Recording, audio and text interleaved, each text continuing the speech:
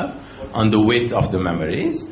Also, it is a factor on the features that you enable. Usually, the built-in self-test engines have different enabling and disabling features that you may open or not. For instance, if you want to have full diagnostics to find out the exact location and so on, you have to enable some additional feature. Otherwise, not. If you want programmability versus not, that's a feature that you can enable or not. If you want programmability, the hardware is a little bit more. You don't want programmability, the hardware is less. So, therefore, two things impact that area. One is the amount of memories you have on chip, and the second is the level of features that you enabled, you allowed versus you. So if you are very sensitive to area, in some chips people are very, very sensitive to area, they reduce. And if you're using older technology, it's very stable, you don't want diagnostics, you don't want programmability, you don't want to repair, you don't want, so that you can reduce the area to maybe 1% of your chip area. Or if you're using 7 nanometer and you want to have all these nice things in there, you want to know the exact location, you want to repair, then you can increase those features. It may go up to 5% of your chip. Right? So it is a range. So it can be 1%, it can be 5%, it all depends on the needs of your chip. And I look at this as investment. So what you're doing is you're investing in your chip to get results. Now, if you don't need those results, you don't need to repair it because it's a stable technology, then you don't need to put that investment. It's a bad investment to put repair in it where you don't need repair. Or you don't need diagnostics because it's a mature technology. Then if I'm putting additional circuits for diagnostics, it's a wasted investment.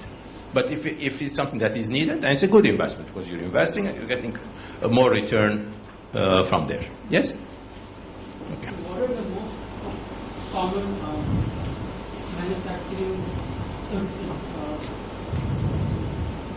failures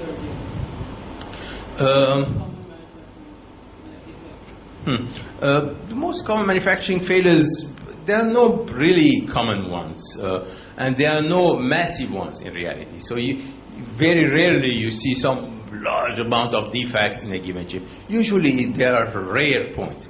That's initially when the technology is still immature, you may see some massive issues. But once you are in a volume production, once you are in a good situation, you don't see a very large number of defectivity in the chip. So it'll be random. You will have 5-6 points per chip in widely different areas. 1 bit here, 2 bits there, 1 bit there. And fixing them is not very difficult, so we repair those and we go with it. So in reality, these are rare things to see, but they are probable. They would happen, but few bits per chip as such. Okay? Other questions?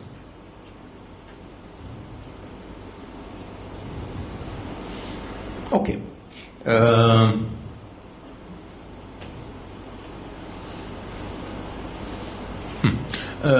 So again, when we are dealing with those chips, if I'm not in volume manufacturing yet, I may not want to use this expensive test equipment as such. Rather, I can use some basic stuff. I can use my regular PC. I can connect my USB port of the PC to the JTAG, to the test access port of the chip. And then with that, I'll be able to access and do all this analysis that we mentioned before, even by a low-cost setting.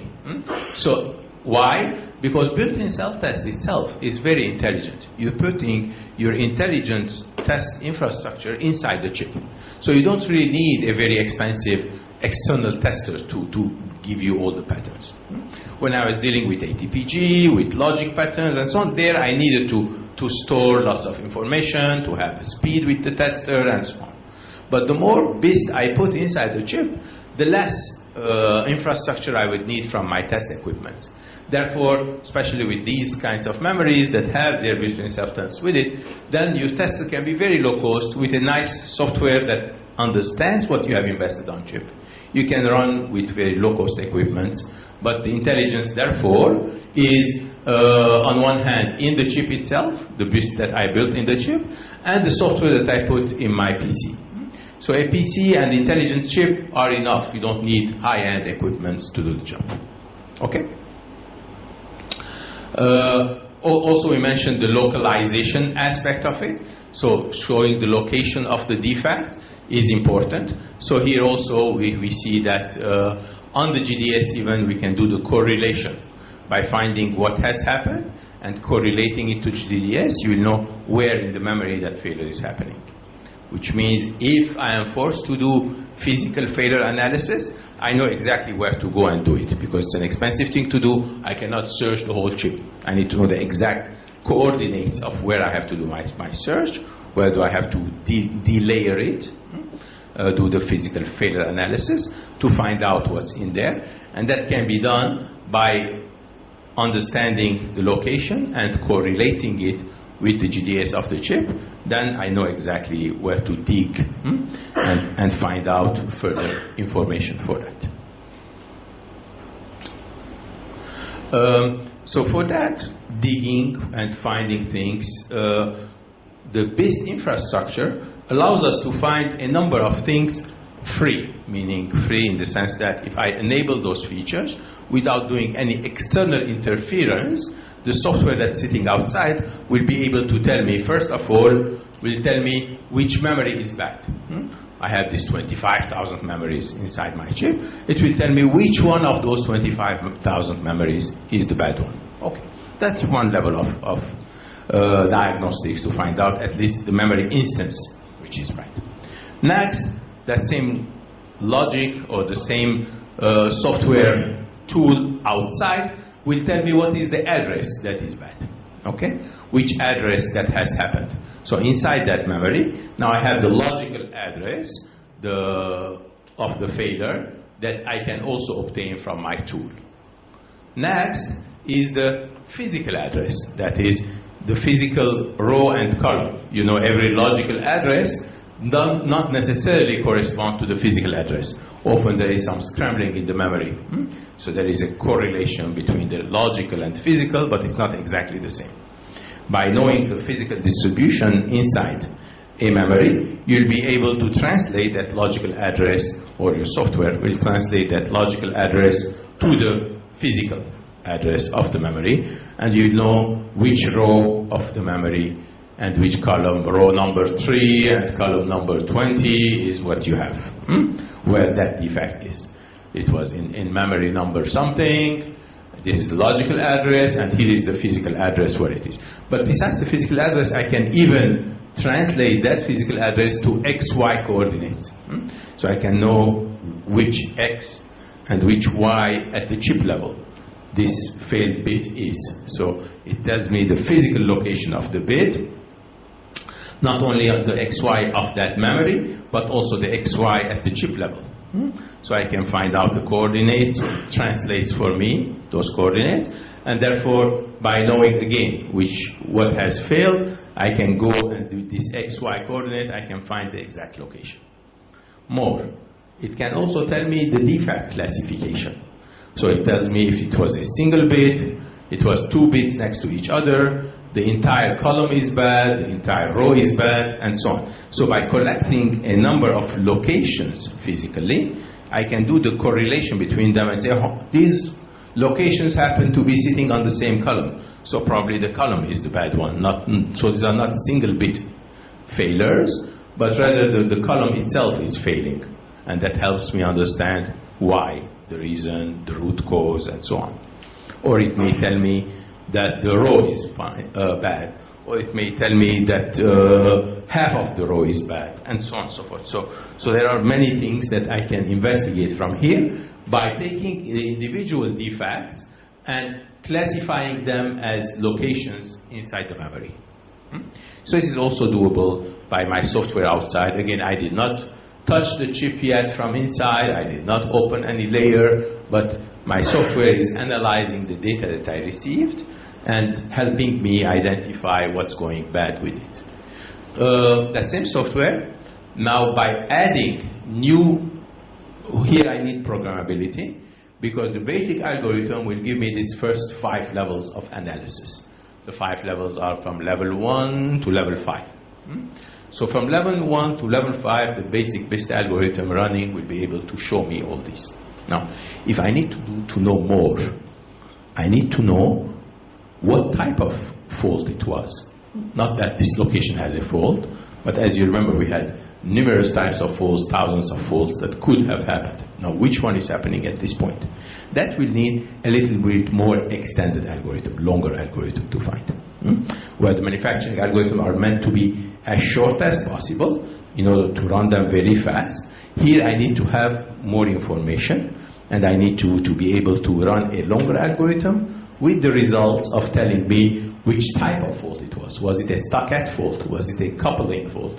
A linked fault? A transition fault? And so on. So to subdivide the fault type to what this was, I need to run a smaller, longer test at that location only that tells me what was the failure at this location. Where the first 5 steps were more location-oriented to find out which bit is bad and where that is. Now what I'm doing is I'm finding out what was the problem with that bit and what has happened there. Finally, I can do localization as well to find out if one bit is impacting another. So in my cell array, I will find out if there is a correlation between the bits. If there is one bit which is aggressor that is influencing another bit which is a victim, right? So that can also be identified with these longer algorithms. So for level 6 and 7, I need a local algorithm that will tell me a little bit more on what is happening in this cell, what type of problem it is, and if there is another cell that is pushing it, that's aggressor versus the victim, and therefore I can do my analysis there accordingly. Okay? Questions? Yes, please. Are these all done by foundries or the customers? So these are typically, no, the foundries will provide you the manufacturing, right? Besides the foundries, you will have IP providers to provide you the memories, right? If you are an SoC designer sitting in an SoC company, so your memory IP provider will give you the memories. Now, if your memory IP provider is a sophisticated provider, will also help you with such algorithms and BIST engines for you to get good coverage, good diagnostics, and so on. If you don't have an IP provider who gives you memories with this sophisticated, they give you only the memory function, then you have to do it on your own. But usually the good memory IP providers will also give you the engine for built-in self-test to come with it.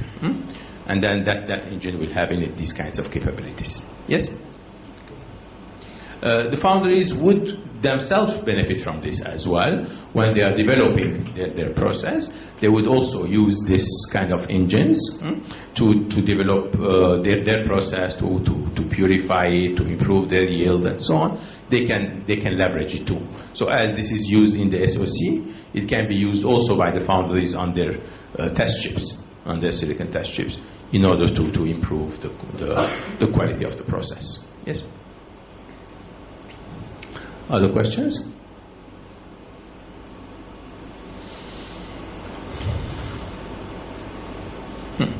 Okay. Now we'll go to yield acceleration a little bit. So with the yield side of it, we looked at the yield from few corners so far.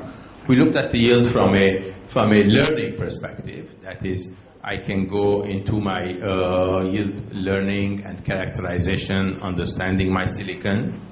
I can do better silicon debug, as we saw in the previous slide, those 7 levels of digging into my chip, into my memory instances, simplify my silicon debug, and by learning from that silicon debug, I can go and improve the yield, the manufacturing yield further. What we'll do next is we'll look at yield improvement from repair point of view. So I can again improve the yield, meaning the ratio of good chips versus the total set of chips. I can do that by doing better repair. So we talked a little bit about the repair. We'll see a little bit more about it. Also, we can do volume manufacturing much better, again by understanding the defectivity types and so on. So this will help us with the yield learning aspect first. So yield learning does not depend only on the test data, but also depends on what I am doing with my flow and what I am building here from bitmaps to coordinates and so on that I get from my tester. And I add to that a value by looking at a large number of those. So if I'm looking at one memory at a time only, I'm looking at one defect only, one defect location, one defect classification, one defect type, and so on. But if I take all these defects, I turn them into statistics, okay? Then I can look at the statistical value. If I look at not one chip, I look at wafers, many lots, and so on, then you can see which one is being more popular, which type of defect is statistically more happening. Therefore, I need to worry about it. So the statistical calculation of what is failing more, and therefore going and addressing those issues that are happening often versus ones which are very rare to happen. Also, I can do visualization by having many of those chips or wafers. I can look if there is something that is specific to my wafer that's happening. If some corner of the wafer, every wafer has more failures than the rest of it. If some part of the chip is having more failures in multiple chips versus not. So that visualization will help me see if there are any patterns that are repeated. And therefore we can solve it. So far we're looking at one memory and digging into a single memory, a single location, the types of faults at that location. This is very good for zooming into one issue and finding out the sources. But besides that, looking at a larger volume of chips help us to understand if there are patterns that are being repeated, and those patterns can be solved as well. So to look at these patterns, we look at statistical data, we look at the visualization, visually the wafer and where they are, and the correlation, meaning I look at certain things that are related to each other or not, so that may give me also a clue of what is happening. If certain few things are happening, always these three things are happening the same in multiple chips, then I would say that these steps are correlated with each other, and therefore I built a solution according to that pattern of correlation. So therefore dealing with a larger number of chips, and this is done in volume manufacturing. This I cannot do it in early silicon debug because there I have only few chips in hand. Statistically it doesn't make too much sense. If I have 100 chips only, I'm doing silicon debug on them, I will not be able to find serious patterns from 100 chips. But if I have thousands and thousands of chips in manufacturing or millions in manufacturing and collecting statistics and analyzing those, that will help me find out patterns when there is statistically valid set of data with me. Okay? And with that, I can make things much better and much shorter. In fact, my time to find out problems, whether in the silicon bring up area, this bring up period which is immediately after the first silicon, instead of taking longer time, I can shrink it to a shorter window. And in volume production, also, instead of spending lots of time on understanding statistics, I can do it much faster if I am on the green curve. So if I am on the blue curve, I'm going with this row. If I am on the green curve, things are faster because I invested in my built-in self-test engine, the good algorithms, the good solution, the software, and so on. Therefore, I can do this thing much faster than doing it in the old-fashioned way with the blue curve. Okay? Questions?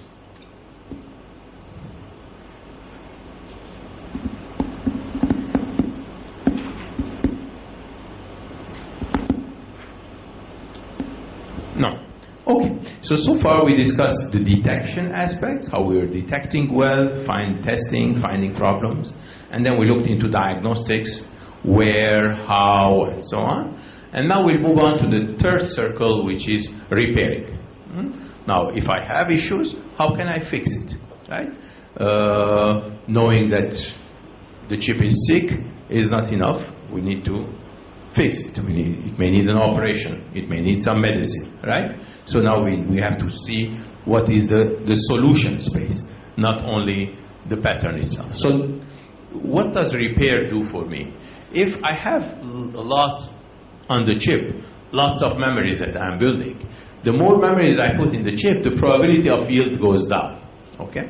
Initially, when the process is not very good, the yield goes down very fast. If the process is mature enough, then the yield will not go that far. It will be more like this if the process is on a mature node, not a new node. But still, my yield is far less than this 90s that I would like to be on. So if I do repair of the memories, then I may go from this red one to that green one instead. Okay? So I can improve my yield, my percentage of good chips can go higher if I am able to be here. And this is the case where I have repairable memories, and these are the cases where my memories are not repairable. So what does it take to make the memories repairable? Any idea? What do I need to do to be able to repair my memories? To be on that green curve, not the ones below, on the top one.